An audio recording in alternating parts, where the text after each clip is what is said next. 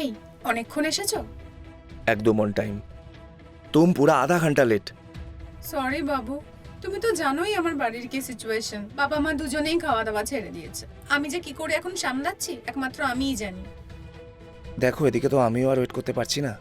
দাদির শরীরের যা হালত, আজ আছে কাল নেই। আর জিদ্দির মাও দাদি বারবার একই কথা বলে যাচ্ছে कि मरने से पहले मैं तेरा बहु देख के जाना चाहती हूँ। তুমি আমার অবস্থাটা একটু বোঝো। এখন এই সিচুয়েশনে আমাদের বিয়ের কথা কি করে বলবো? একে আমার আর তোমার সম্পর্ক নিয়ে। ঠিক আছে, আমি তোমার ব্যাপারটা বোঝার চেষ্টা করছি, তুমি একদম টেনশন নিও না।